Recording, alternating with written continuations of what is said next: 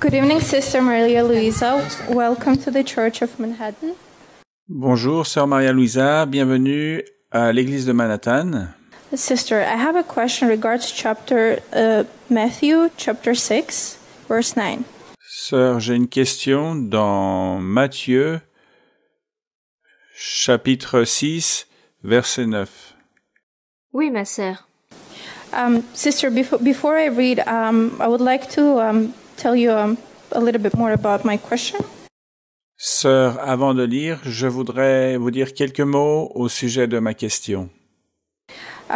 Sister, I grew up in Europe and I was born in a Christian family, was baptized as well in Christian church. Sœur, je suis né en Europe, j'ai été élevé dans une famille croyante, chrétienne, et j'étais dans une église chrétienne. While growing up, I was introduced to a prayer which every Christian Orthodox church uses. Quand je grandissais, on m'a enseigné une prière que chaque église orthodoxe utilise. Later on, I memorized and I have been using it since then. Every night since I was a child till now, I would go to bed, speak to Lord, and in the end, I would say words from this prayer. Et j'ai mémorisé cette prière et j'ai utilisé depuis chaque soir, depuis que je suis un enfant jusqu'à maintenant, et chaque fois avant que je me couche. Sister, I never questioned where this powerful prayer came from and why it's so important.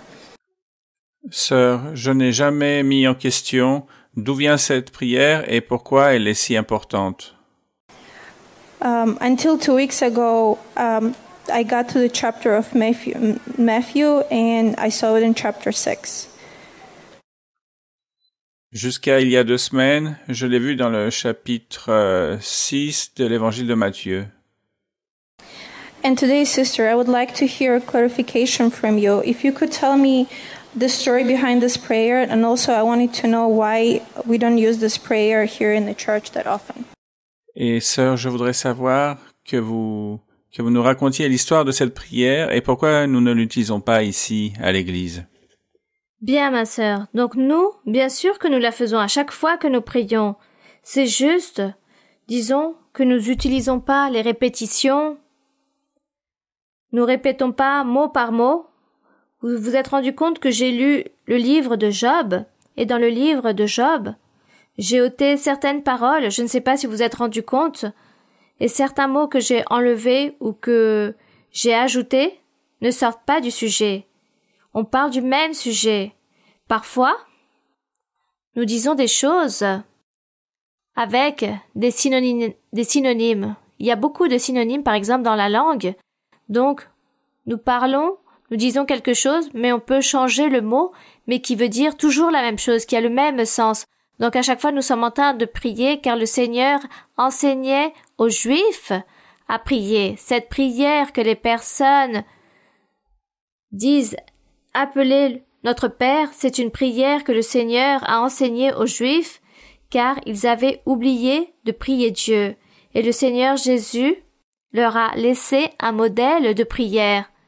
Ce n'était pas qu'ils devaient apprendre par cœur ce modèle et le répéter mécaniquement à tout instant, à tout moment, jusqu'à ce que leur bouche et leur langue l'aient tellement mémorisé que les gens commencent à réciter cette prière en pensant à autre chose à la fois. Voici ce qui se passe, que les gens récitent et pensent à autre chose en même temps, car les personnes apprennent cela par cœur, donc le disent machinalement. Mais si nous analysons, nous voyons que nous l'utilisons dans notre langue, dans la prière envers Dieu, mais nous changeons quelques mots. Nous utilisons des synonymes. Par exemple, ici, il est écrit « Notre Père qui est dans les cieux ». Parfois, nous disons « Béni soit notre Père céleste », n'est-ce pas?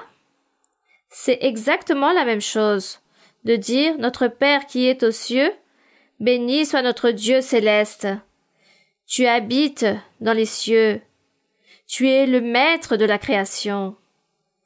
Et ici, il est écrit que ton nom soit sanctifié. Et nous pouvons dire, Seigneur, nous te louons, nous te glorifions. Tu es grand, tu es saint, tu es juste.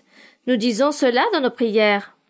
Donc là, nous sommes en train de dire que ton nom soit sanctifié. Vous voyez, nous avons juste changé les mots.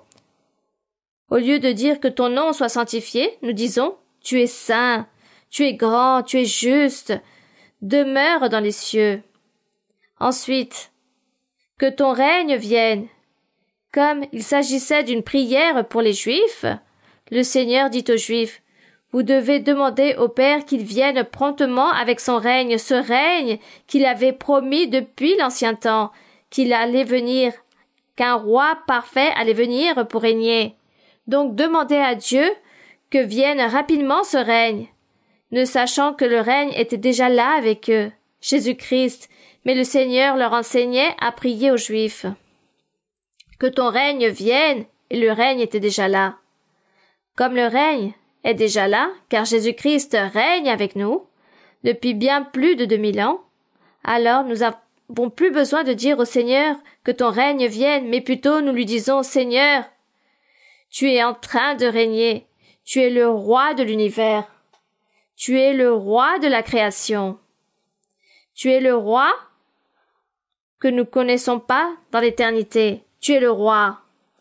Vous voyez que nous sommes en train de parler que ton règne vienne. L'autre phrase, que ta volonté soit faite sur la terre comme au ciel. Et nous disons, Seigneur, nous voulons faire ta volonté, nous voulons te plaire, nous voulons réaliser le bien, nous voulons te célébrer. Seigneur, tu nous bénis, tu nous fais des promesses merveilleuses, tu nous donnes les choses spirituelles, tu nous donnes les dons spirituels. Ainsi est le ciel, tu nous bénis dans les choses matérielles, tu nous donnes la joie, l'argent, la nourriture, l'emploi.